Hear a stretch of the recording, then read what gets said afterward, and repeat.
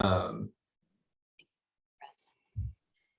so I'll start with the goal is going to be two different things: interview kind of style setup, and then B-roll, so shooting additional footage. I'll start with the interview camera setup. This could be in the classroom, it could be a separate room, it can be, I'm not sure what the space is that you would be able to. It doesn't have to be exactly the same every time, so you don't have to set it up once and then just leave it. It can move, and in fact, it might be nice to vary up the background for different students. But I've got here general rules. What you want to do, what makes something feel cinematic, most often what people don't know necessarily how to articulate, but it's the roll off in the background. So blurred background where the subject pops out and is sharp. That's what people generally would describe as feeling more cinematic. So if you take like an iPhone video, everything's is usually in focus, unless you have the new iPhones. So it's kind of like messing with the aperture, right? Yes, exactly. So you're messing with the aperture. The camera that y'all have is a variable aperture 1.8 to 2.8 and can close down even further, but that's the wide end. Yeah. So what you want to do is be able to create as much depth behind you as you can to have as much roll off as you can. So if you set it on one side of the classroom where you're closest to the wall and then there's a far wall behind you, that works great. If you're in a smaller space, there's example B here where the person's just sitting in front of a backdrop. That could be just a plain wall. It could be any number of things. Usually a darker backdrop works better for those scenarios because then the person will really pop out with the light that's on them. But you can put them closer to the wall and have more of a simple background when you don't have a whole lot of space. When you're choosing your background, you can do a background that's straight behind you, which is this example with the young lady. It's fairly simple. There's nothing really crazy going on behind her. And it's just straight behind her. Since we want you centered in the frame, having that straight behind you is going to feel better than having it off angled and it throws all the angles off. So this keeps it pretty symmetrical. Another version of being able to do that is basically putting you in the corner of a room. So putting the background being the corner, and that creates what they call leading lines. So if you see the line of the window or the line of the wall going this way towards his face, and then again, same thing here. So all of the lines are leading you to the focal point, which is the person in the middle. Centering in the frame, if you look at a Harry Potter image, these lines are creating thirds.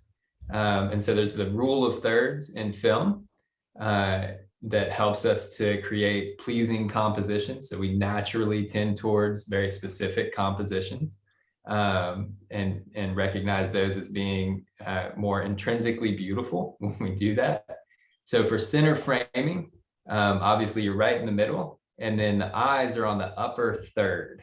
So if you imagine a third, when you're framing, you put the eyes in the upper third, and then the camera itself usually sits about chin height. So if you think of like webcams, like when you've got your computer right now, it usually sits lower than that and points up, which is not generally the most flattering position. So a lot of people will take like their laptop when they do Zooms and put a bunch of books under them to raise it up so that it's more straight on. So that's what we want. We want it just below eye level, generally about, so the lens is about chin height to create a really pleasing look. With the light, so the light has a softbox that came with it. And so once you put together, and it should be fairly straightforward, they're kind of a pain just because they have the little wires, the little metal wires that go in and have to click into one spot, and then it gets pretty tight when you're putting, it's like an umbrella, except instead of those metal wires being connected, you have to put them in there, which creates a lot of tension and can be a little bit difficult. But once you get it up, It's pretty That's like straightforward. like a diffuser, right? It's like an It umbrella is. with the aluminum siding and then maybe like a softer white. Yeah, so it's a umbrella with the silver reflector in the inside, and then you put a white diffusion over top of that, and so you get nice soft light. Exactly. Right here. And the rule with that is the closer, so the larger the source, the softer it is, and the closer to the subject, the softer it is. So for these, I'd put the camera, I'd put the light really right next to the camera at a 25 to 45 degree angle. Because what you want to do is create a little bit of shape using the shadows on the face. So if it's right with the camera, your whole face will be lit up and there won't be any shadow to your face. And it's actually more flattering and pleasing to create a little bit of shadow. So if it's off, and it can be either the left or the right, doesn't matter which one. I usually say if there's a window that's to your left or to your right, I would put that the light itself on the same side as the window. Because what you'll end up doing is pushing some of that light from the window in, and it'll feel more natural instead of fighting that light by putting it on the opposite side. So depending on where you set it up. And so keeping it pretty close to you is going to be best. So the camera will be pretty close to you anyway. And so then putting the light closer, it'll create a softer feel. The camera, well, actually, I'll get to that. I'll get to that later. Making sure that you're the brightest, that the subject is the brightest thing in the frame. So our eyes are drawn to the brightest spot in any picture. And so what we want to do is to make sure that the subject is the brightest spot. So one thing that we generally do is we turn off the lights in the room when we first walk in, and then set up our key light. And that's our starting point. And that pretty much, that ensures that the background is going to be darker than you. So if it's too dark, you can start like in the classrooms. I know sometimes it's every other light, so you get a little bit less light in the classroom and that kind of thing. Same in any meeting rooms and that kind of stuff. So, but our first thing is we'll turn off all the lights and then put our light up and see how it looks. What happened? I lost my. Oh, there we go. No, I'm sorry. Got it. Okay. So, and that's pretty straightforward. One of the things that's a little bit more nuanced is the light that you have is daylight balanced. So it's going to be like the light that would come in from a window versus, I don't know what sort of fluorescence or LED lights you have overhead, but they're generally a different color. So our eyes compensate for that. And so we don't notice as much the different color. But you'll know if like you stand outside a house at night and you see the yellow light on the inside. If we were inside, we wouldn't necessarily perceive it as yellow, but when we're outside with the moonlight, it feels like a warm color. So our eyes generally compensate for that, but when you pull up the camera, you'll be able to see the difference. And so it's mixing different colors of light. That's the other reason we try and bring down or turn off the lights in the room so that the key light, that the camera sees the color of the key light accurately. So your skin looks normal instead of yellow or too blue. So cameras are pretty good these days, so it does compensate a little bit. So I'm not terribly worried. Okay, so that's generally the setup for an interview. And if you follow these kind of rules, you'll end up with something that looks pretty good and is not super difficult to create. Let me actually move this.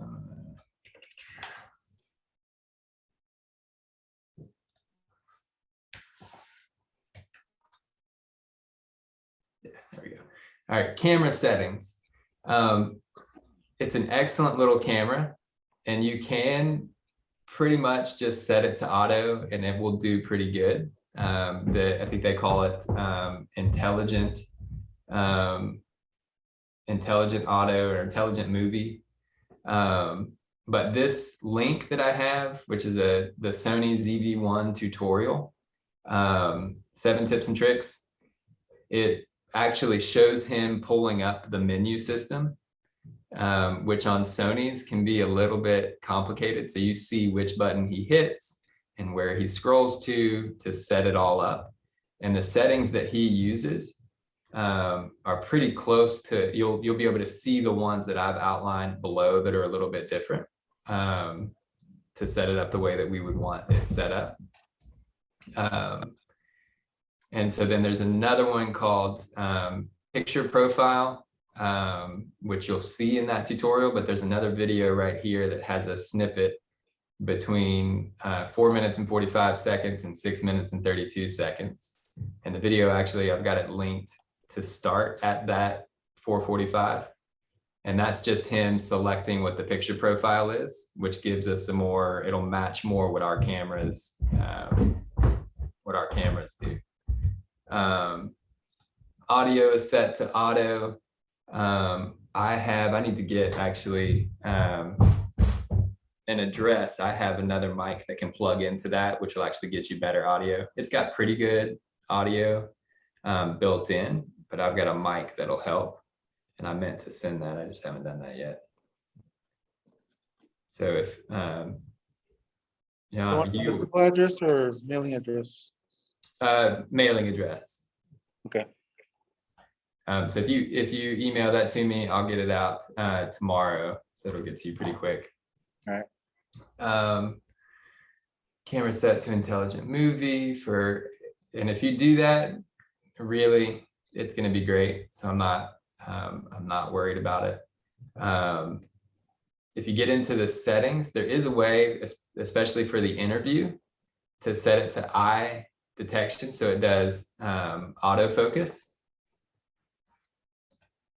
And I know this sounds difficult, but again, they have this stuff in the videos above to show you in the menu system where that actually, where you can set those things.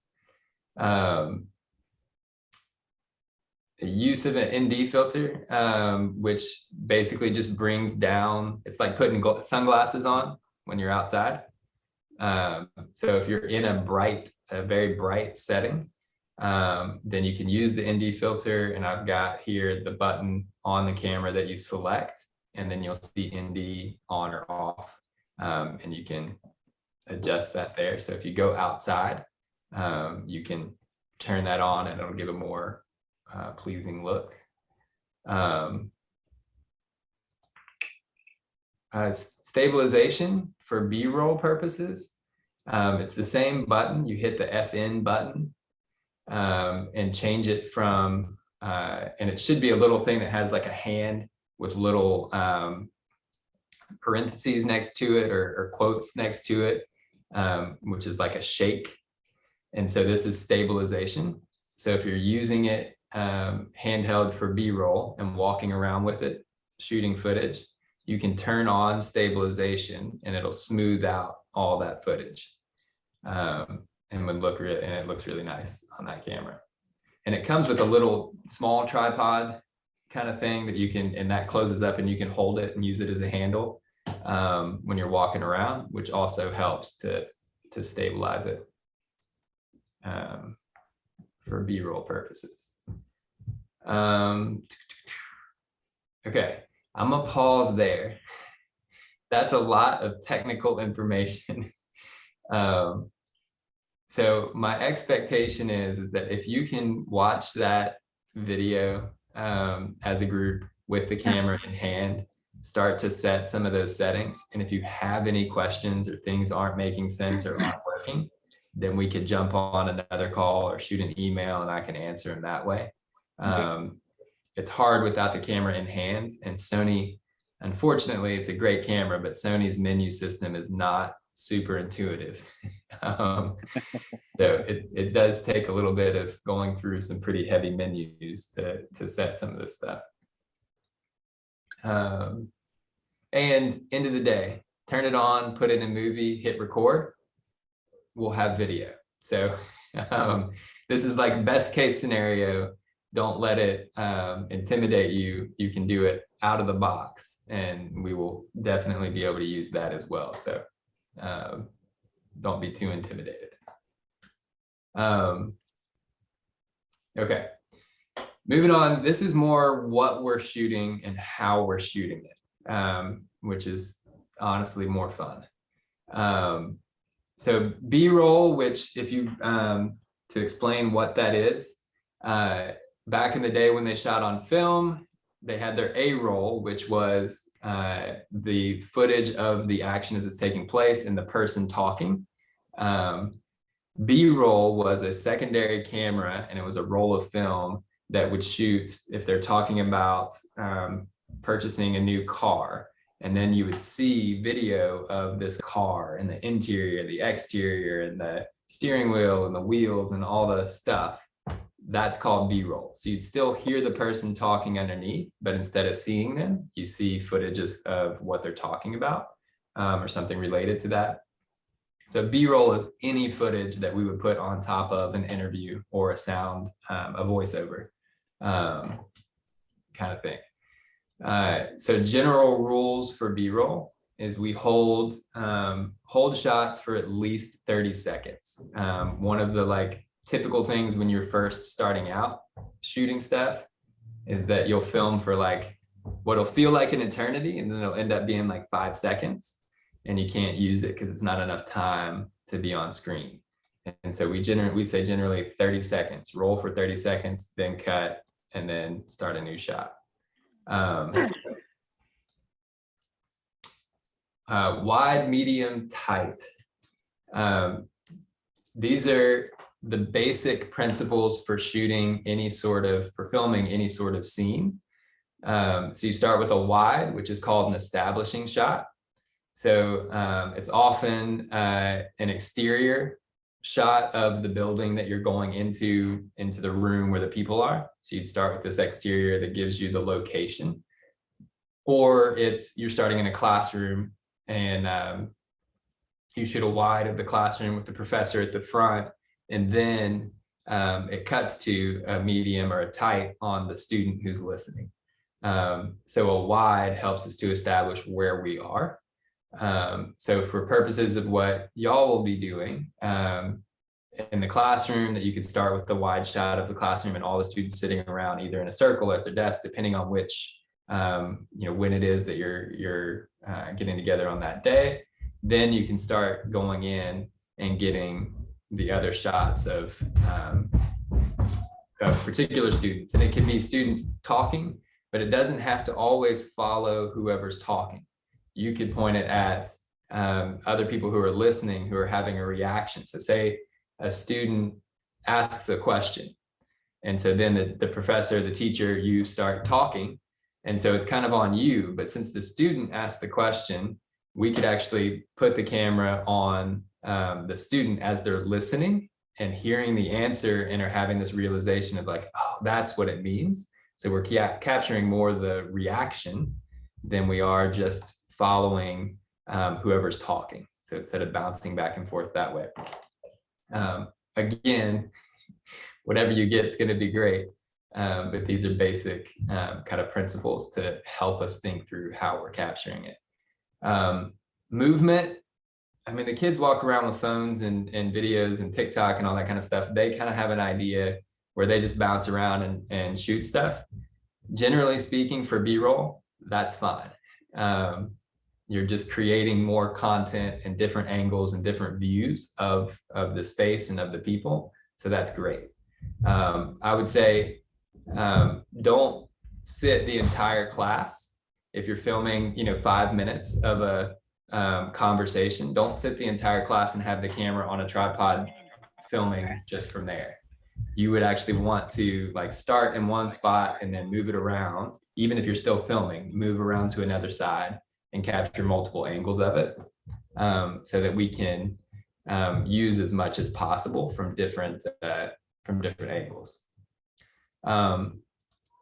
With that, long takes are really important for this type of thing. So if y'all are having an important classroom conversation where you're making decisions and you're or you're going to meet with somebody via Zoom, or there's a heated debate that pops up and you're like, oh, this would be good. Like those are the kind of things. So we don't want to film every single class the whole period, but things that feel like pivotal conversations and topics, those are the ones that we want to focus in on.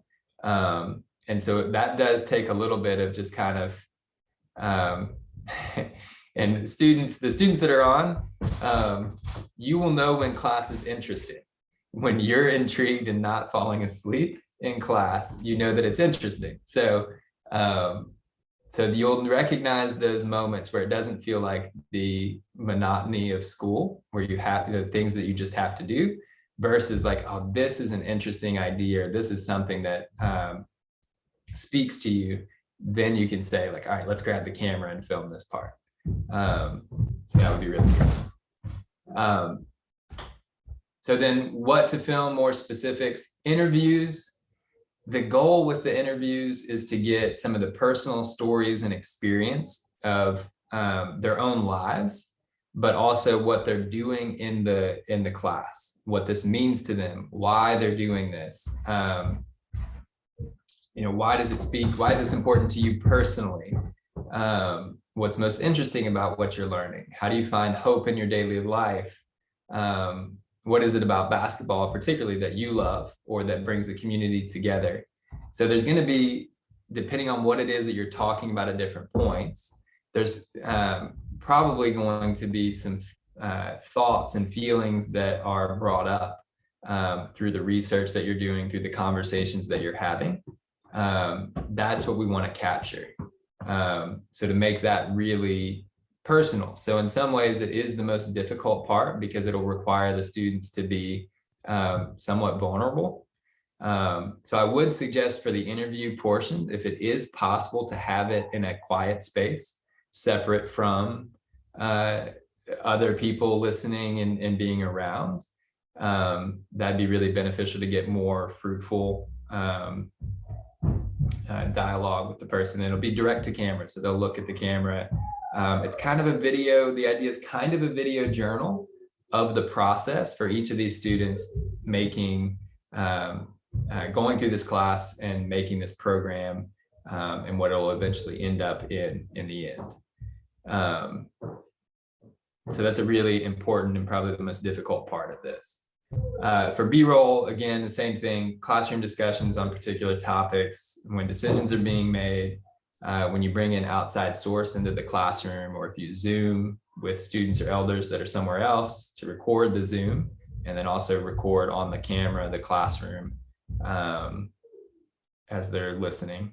And then since some of this is around basketball and the community and kind of what's happening. So basketball game, basketball practice, around the school, at different events, community events, at home. If you all see opportunities for one or a couple of the students to take the camera and you know, go film at a particular event, or some of that kind of stuff, that would be fantastic. That is all stuff that we could use.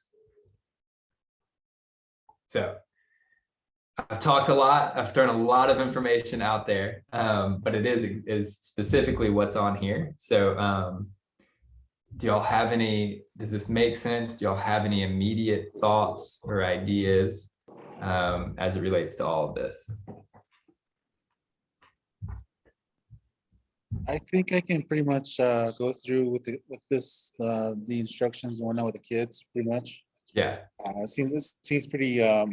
I understand a lot of the process that you were just going through, so I think we can get our hands around it.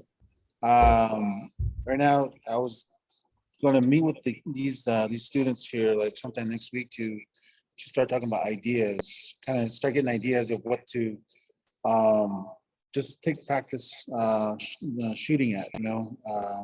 Yeah. Because we had three members here that are on the basketball team. I wonder if they would be willing to just to test the equipment out and whatnot, take it with them when they're like, maybe if they can let the coach know, I have a project, I want to do this, if that's okay, or if not, maybe have because you see, we have Autumn, we have Brandy that's also on the basketball team, Trey, Matthias, and Noah. So maybe we can switch Brandy, and then Autumn can probably take the equipment and try testing around the boys' basketball practices.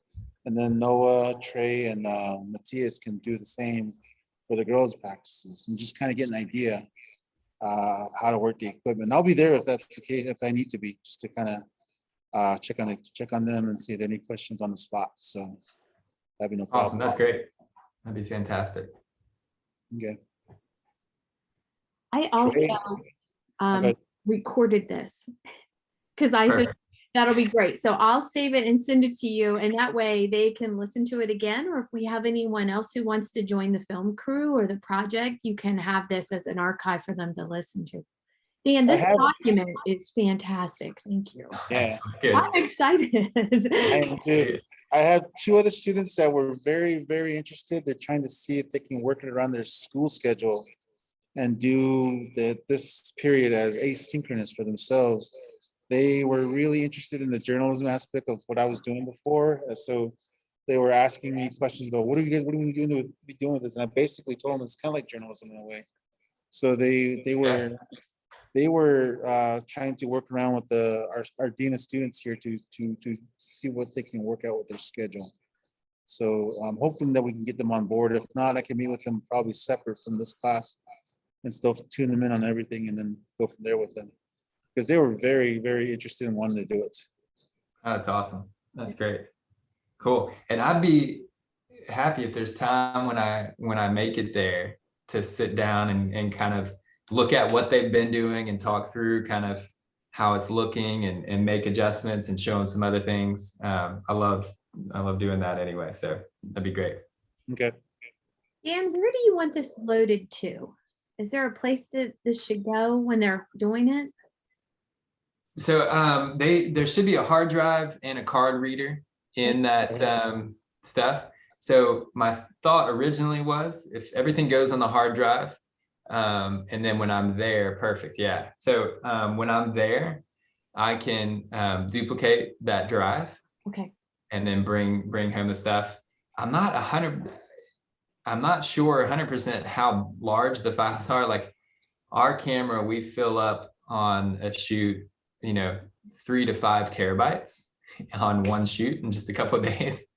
But this should be a little bit smaller than that. So that 5 terabyte drive should last a little bit longer. So my thought was when I come up to kind of take a look at everything and then offload.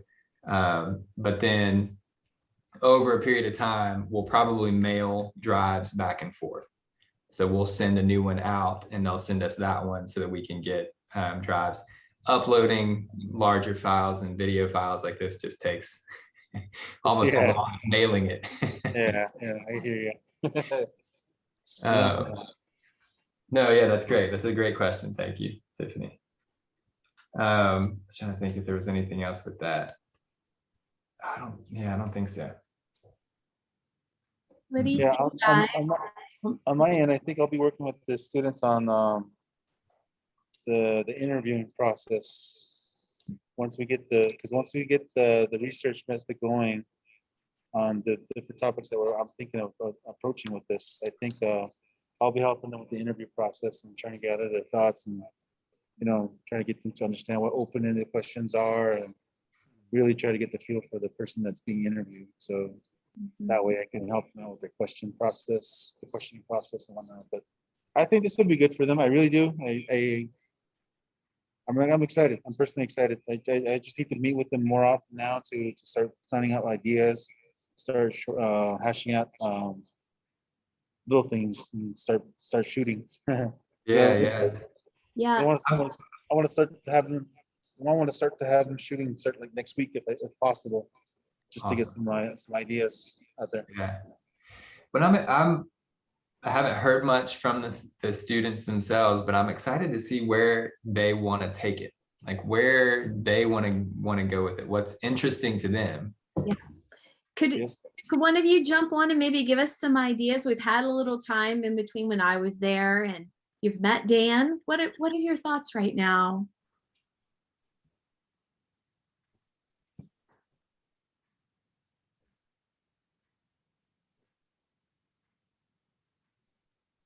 Trey?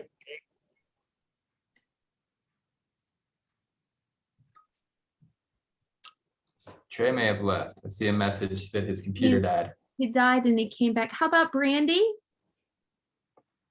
One of the ladies. Oh, Yeah, hey Brandy. well, hi. Well, so I really like the idea of the interview, of interviewing people. Yeah. So right now, I don't really have any ideas, but when I do, I'll bring them into to class next week. That's Yeah. okay. Awesome. And I think one of the other pieces here is that we're going to start reading about this, Mhm. and reading some articles. And I think that's really going to help you to kind of start thinking about this is what's happened and what does this mean for me right now where I am. And it'll be your voice. And the video is going to capture your voice so much more than what we can do with just writing. For sure. Autumn, do you want to weigh in?